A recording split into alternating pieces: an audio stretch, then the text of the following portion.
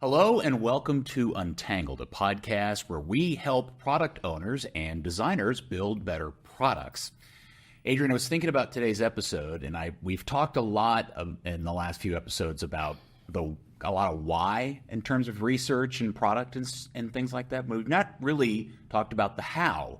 So I thought that's what we would focus on today. And a lot of this is built out of an article I read a couple days ago about how corporate buy-in, high-level buy-in on research has really taken off in the last 12 to 18 months. That's a good thing for us. We love that. And so I thought it would make sense for us to kind of get into some of the weeds about research, how maybe people who have not done it before in terms of usability research or user research. I thought we should get into that, starting with the idea of how do you go about finding the right researcher for you? Okay, researcher? So it kind of depends. So there are different types of researchers, right? So you may have what we call a qualitative user research. That's kind of my specialty. We're the ones who are having conversations and asking you why. And we are digging deep into your background. Like I said, get all in your business. That's what qualitative researchers do. You also have quantitative researchers who do a lot of survey work. They do data analytics. They do a series of methodologies, benchmarking, some of those bigger, more complex, number-driven types of research. So when you're thinking about the type of researcher that you want, typically, a lot of companies go for that mixed method, right? So you can do most of this and you can do some of this kind of thing. We see a lot of that. But then there are those few instances where everything is going to be data-driven, right? Nobody's going to have a conversation about 5 people or 8 people. Everything is 200 and 300. Well, if that is how your business communicates, then you're going to need to focus on a researcher who is getting that type of data. And it's important to note the difference of this isn't what we're talking about is not market research. No. So, for user research, typically we tell people you can get findings, good qualitative findings, somewhere between 8 and 12 people, right? Now, it seems to surprise people that we only test with a very small group of people. Right, because we're not necessarily looking for a behavior that is right or wrong. We're trying to understand what is the thought process behind why you're doing something, how you're thinking through something, why you want to do something.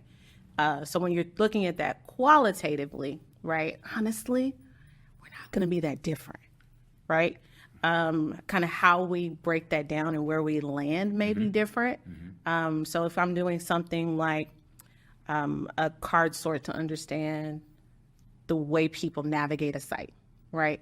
To start with that, I'm going to have some conversations. Hey, Peter, when you're thinking about this, what do you call it, right? When I'm doing it, this is what I might call it. So that's going to be qualitative because I'm going to understand why, right? What got you to that point? What are you relating that to? That's a conversation. But on the quantitative piece, now I need to say I have 3,000 people and I need to see how and which of these words they're going to land on the most. It's quantitative research, right? Lots of surveys. That's a survey. That's a card sort. That is some sort of tree jacking, something like that. So you want more numbers. But to understand like how and what options may come up, 8 to 12 people, and we'll probably be most of the way there. And that's specifically like in usability testing, like, hey, why does this website work or not work in a particular way, or purchase journey through an e-commerce site? Right. So then you start to add on, you may add additional users because I have, a different focus. So I may have 8 to 12 students. I'm going to need 8 to 12 parents, right? So I typically use that number to say I'm going to have a specific user group. They're going to have some similarities. If I have a totally different group, then yeah, I'm going to add more people. But typically for a specific user group, 8 to 12.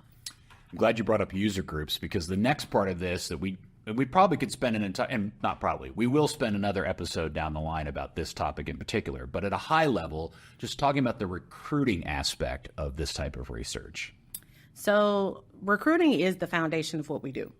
So I could not do research if I'm talking to the wrong people, right? That's standard. That's part one. So when you're thinking about who my user is, it's not market research, right? It's not one of this and one of that and 3 of this. It's not that. It is who am I building this site for? what are they coming here to do, and what defines that type of person? A lot of times we want to get into, I've seen clients get into some very specific things that have nothing to do with how they would use that website, right? But then when you dig into those kind of conversations, you find out they're doing this instead of the actual market research that they should be doing, and they're hoping to kind of double dip there. So when you start thinking about research and as a team, how does that connect into strategy and strategic thinking in terms of that product? So I'm biased, right? Because there's tactical research, which is, where is this button? Well, there's tactical research that's, how should we set up this checkout page? And that's fine. But when you've been doing research as long as I've been doing research, you get bored with just that level. And that is important. There are some things that need to look at that. But my question set starts long before. It's, how are we here? What was the goal, right? What are we trying to do? What's going to move this product forward, right, long term? So you have some teams today, they're saying that they want to have research and design somewhere between 2 and 3 cycles ahead of development. And then you have, but then we'd even need that before the roadmap. So to be able to accurately create this roadmap, where's this product going? You're going to need some strategic research up front, like big picture thinking, and then start to dig deep into what feature does that lead into and how are we going to build it out? So all of those things need to happen at that strategic level. And then as we're building out, now we're looking at the more tactical things. And lastly, going back a little bit on the qualitative type of research, specifically usability testing, some of the differences and the value differences between doing online usability testing and in-person one-on-one usability, moderated testing. Okay, so unmoderated versus moderated. Okay, all right. So unmoderated testing is valuable in the sense that I can get a lot done in a short amount of time, theoretically, right? It is, I have some screens, I want to do a usability test, I have something small, a couple of pages, and I kind of know what answers to expect. I just need to see how often it happens, right? It's also good for, let me get some snippets, some good user quotes, because we love quotes. Quotes, that is what gets people to feel something. So we can get some good quotes that way. But it needs to be something very surface. But for a conversation, it's like, I need to understand how you think about this. I need to be able to anticipate what your next need or your next thought is. I need to do moderated conversations. I need to be able to ask you why. I need to be able to redirect. I need to be able to come back and now tie these things together. Like, you can't do that in an unmoderated study. So it comes down to, what is it that I need to learn? And you know this. And then what do I need to do with that information? And that's when I would decide whether or not it was an unmoderated versus a moderated. The other thing to take into account is who your users are and whether or not I can get them to do an unmoderated study. So some of these platforms, you have to have an account. So then my recruiting team would have to go find these people, recruit these people, and then ask them to join this other platform that they know nothing about. I may not get that, right? I may not have that opportunity. So for those people, I'm just going to do a moderated and just be done with it. One of the common questions we ask new clients is something you brought up just a second ago, which is, who is this research for? What are you going to do with the research? And that's a really important question, because if you're trying to get answers for stakeholders versus designers or developers, that's two very, very different sets of answers you're looking for. Right. And because of that, my research team writes at all the levels. I have to cover all the levels. So if this report is for C-suite, right, they just tell me the top 3 to 5 bullets. I can't go into a whole lot of detail, but it needs to be impactful for decision making. If I'm writing a report for the doers, I have to be super specific, right? I have to say, this is what it is, do this, do this, do this. I have to have screenshots. I have to be able to tell a story. I need to be able to give them recommendations that they can now take into their scoping processes, right? I have to be very, very specific. So knowing who you're writing for. The other thing, going back to quantitative versus qualitative, some organizations are never going to take 8 to 12, right? They're never going to make a business decision off 8 to 12 people. So if you're in an organization that needs a lot of numbers behind it, then I may recommend a totally different research mix for you, because you have to be able to tell that story. With all the kind of basics out of the way, let's talk about the differences between strategic research and tactical research, and what's the best way to kind of differentiate those two things. Yep. So I like to think of strategic research as like the movie, right? So you have a whole movie beginning to end, right? That's the vision, that's the fun, that's the journey, but we're going to get to a point, okay? That's the movie. Tactical research is like those chapters in the movie. It is, we need to do this part to get to the next part, to get to the next part. That's the difference. So strategic is, we need a vision, we need a plan, we need a North Star, and you should be able to get that from strategic research. I also think of it as something that this information is going to apply today. It'll apply in 6 months. It'll apply in a year, right? It's not specific to a button or a page or a title, right? All of those things can change. But strategic is, we need to get from here to here, and that's the vision. Tactical is, we need to be able to help the engineering team flush this out. So I might do a usability study for this. I might do a card sort for this. I might do something else unmoderated for this, but it's to answer very specific questions. So let's talk a little bit about the how of that, starting with strategic. Like, how would you apply that? Yeah, for strategic, I'm old school. I like exploratory interviews. I like talking to people. Who are the users? Who are the people that we think we're designing this thing for? What are they doing? What do they need to do? What are their goals? What issues are they having, right? Let's figure out the whole story. Let's figure out who they are in total, and then start to pick apart which of those problems do we want to solve. I also like focus groups for this. It also helps to do things like, let's go look at consumer reviews. Let's go look at our product reviews. Let's go look at all these things that people are talking. I love Reddit. I love customer reviews. I love comparing reviews. I love those kind of things, because you're able to kind of build this bigger story to better understand who those people are. So, but it's the tedious part of research, because I can't go to one spot and get that answer. I probably have to go to a couple. All right. And then how does tactical apply? Tactical is, that's a usability study. I could do card sorts. That is one person completing a task, right? I can do kind of that level. I need you to do this. Tell me this. And they just kind of answer, right? So usability testing, moderated and unmoderated. What else is good for tactical? That's pretty much it. Concept testing falls under that. Pretty much what I would consider basic research at this point. So where in the product development process does either or both of these things typically, or that's a two-part question. Where should they take place, or where do they typically take place? I'm going to have to pull up that diagram again. Okay, so when does research typically take place? Peter, honestly, let me tell you what happens. So people go and they build out these experiences. They had a really good idea, and they go build it.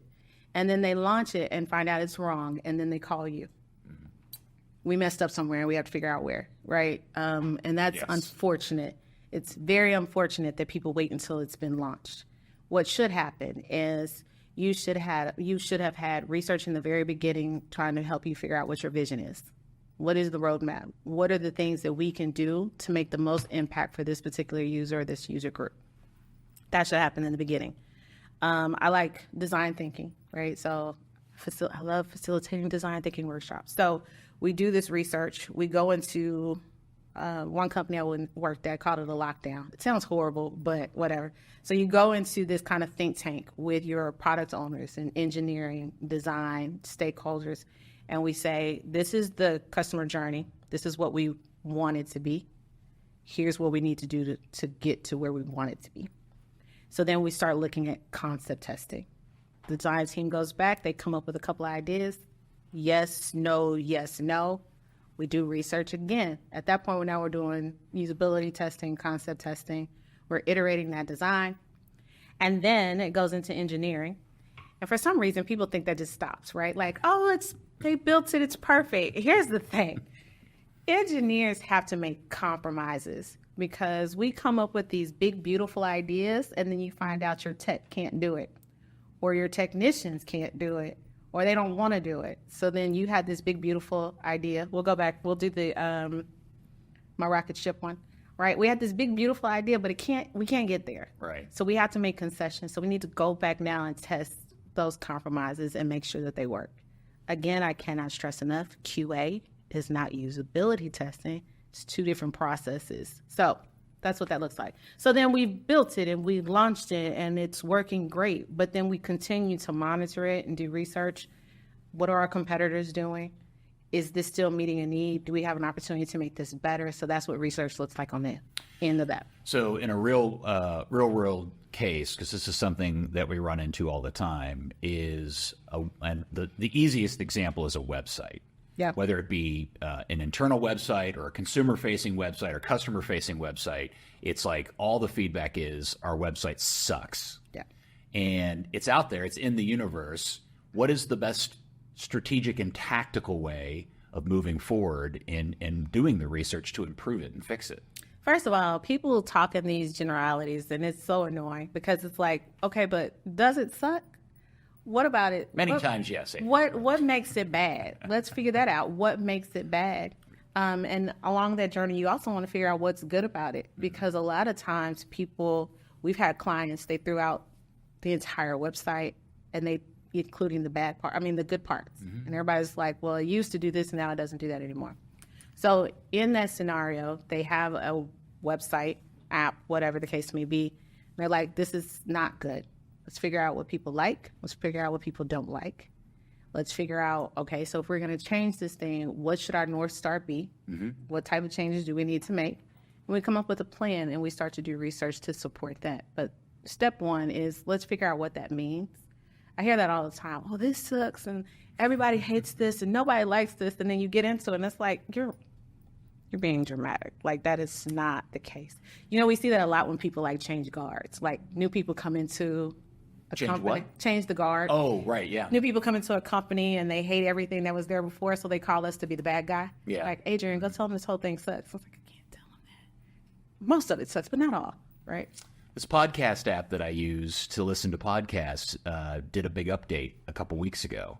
And one of my favorite things about it was easy to manipulate the chapters. If somebody does chapters in their podcast, they just had a button and you could find it and, flip around the podcast. Well, he changed that. He hid the button in the new interface, and it pissed me off. The rest of it looks great, but it was that one thing that really largely ruined the entire experience for me. Did you leave a? I wrote a stern. That's a really good place to go. So we talk about this quite a bit. Like when people ask me, where do you go to find usability issues or customer experience issues? It's like, did you talk to customer support? Did you call the people that people complain to? Right. Because I would imagine they have a whole list of things that you can do to get better. Because that's why I go to reviews. Like, hopefully you told him that you didn't like that, and hopefully he listened and made some changes. He, she, I don't know. Well, no, in the 3 or so years I've been working for this company, my reaction to user experiences has completely changed. Yeah. Whether it be a point of purchase system at my grocery store or a website or an app or whatever it is, I think about it in a completely different way than I used to all the time. And I realize a lot of stuff out there was never properly researched or tested before it was put out in front of consumers or users. Yes. And I understand why, but we don't understand why, because it's so easy to do research. It is, but I think the expense of it always becomes this obstacle that people think is, we don't have to do it. Yeah, but you're going to pay for it one way or the other. That's the point. That is what I can't stress enough. You pay for it one way or the other. Let me tell you how bold I was. There was a retailer that I love, and I was shopping just before, it must have been right before Thanksgiving, because I knew they were going to have all these Black Friday deals. Mm-hmm. But they moved the field for the promo code to after you entered your credit card in there. I was like, let me give you some advice for free. I do this. You have to move that back, because nobody is going to put their credit card information in, hit a button, and then let you ask them or give them the opportunity to enter a promo code. That's not going to happen. Yeah. Nobody thanked me, Peter, but they moved the button. So they moved. You won anyway. I won anyway. Yeah, you Just won anyway. put this back, because there is no way you're getting through Friday with that field right there. There's no way. But yes, it's changed me. I'm broken. Welcome to being broken, Peter. Yeah, I'm broken. Yeah.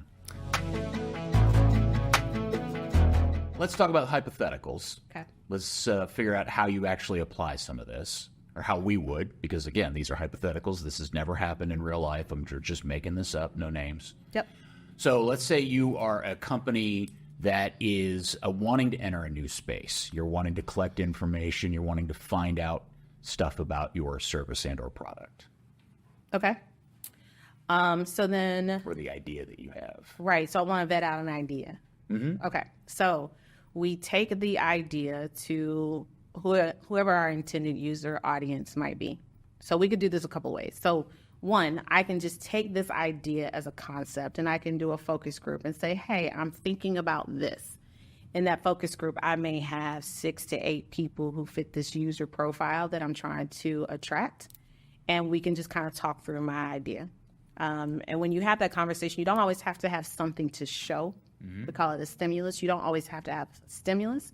It can be, we're thinking about maybe some new credit offerings, right? And we want to get your thoughts about, what does that mean to you? Have you used something like this before? Is this something you would pay for? We always do. It's not because we want to ask that question, because my client usually want to ask the question. And then more importantly, what questions would you have about, we'll say, credit offering, this particular credit offering, and what would you expect it to do, and what kind of words would you expect to hear?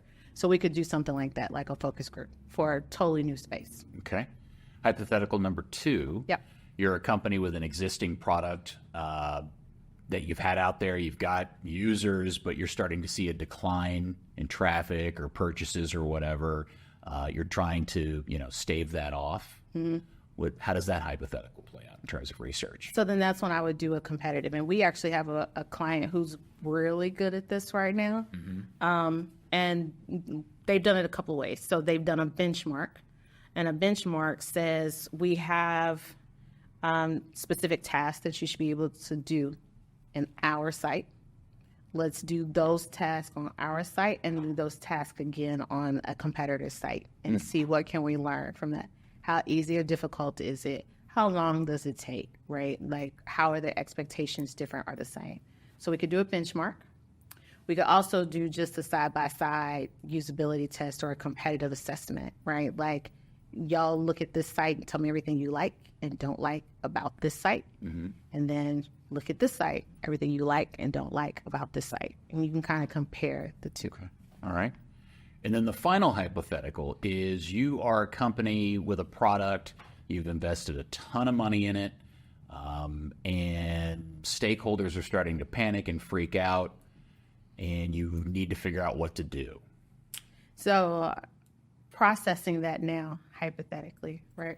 So we have a client that is, they built out an experience for a salesperson. And they've launched said technology, and the salespeople are like, we hate this. So people wanted to sit in a room and kind of speculate as to why they hated it. Well, let's do this. Let me just go watch them. Mm-hmm. So doing some sort of, it's called contextual inquiry, where you just go and sit in their space. So it's not about me asking them questions so much. It's let me just go watch what they do and look to see what gaps that there may be. Like, why is it not working? More importantly, what are they doing instead of that, right? And let's figure out why these things don't work and decide, is there an opportunity to fix it? So my recommendation for this client is this whole first part of this doesn't fit into your sales cycle, so we're just going to get rid of that. For others, it may be, I'm sorry, this baby cannot be fixed, and you're going to have to start over. But first you need to figure out, because people want to say everything is bad and it's all bad and nobody is, that's not specific enough, nor is it actionable. So we need to actually go and see if we can figure out what that problem is so that we can address the right problem. So I feel good, and I love telling people, like, you messed up horribly, right? I love doing that. It's my favorite part. But in this instance, it won't be you messed up horribly. It's like you didn't get this first part right because you didn't think about where it fits into their day. So if we can just get rid of this first part, the rest is fine. Something you mentioned, and we should probably talk about this in another episode also, is the value of showing video of users using that particular, like again, a website, and letting stakeholders and people involved watch their users use that thing. That's so powerful. Yeah. We get comments about this all the time, and we don't talk about it enough. So we'll have to get into that sometime, don't you think? Yeah, it's a perfect session to me is one where somebody cusses, right? Drop a couple of bombs. But I love that, and just get really lost, get really frustrated because we like to design like there's a happy path and only a happy path, and they don't think about what happens if they get an error message. What happens if the page just goes blank? Like, they don't think about those things. So then to watch a person be frustrated and suffer and actually have to internalize, like, we're doing that to people, right? We're doing that to a mother who has 3 kids in the background. Like, that should hurt and sting a little. The problem that I see today, though, is because we do so much remote testing, you have less people who watch it real time, which is why things like being able to embed a video clip helps a lot. So put video clips in there, show them suffer, and then do like a highlight reel where like 5 people back to back all make the exact same mistake. Yeah. And they all curse and they all cry. Like the worst of the worst, put all of those back to back. Yeah. And it's not like it's Becky down the hall that just happens to work for the company. It's the actual customer that's upset, and that tends to freak everybody out and get things to happen. Thank you for watching Untangled once again. And of course, if you have any questions or ideas or things you'd love for us to talk about or like for us to talk about, send us an email at the address that I'm sure somewhere on screen right now, or find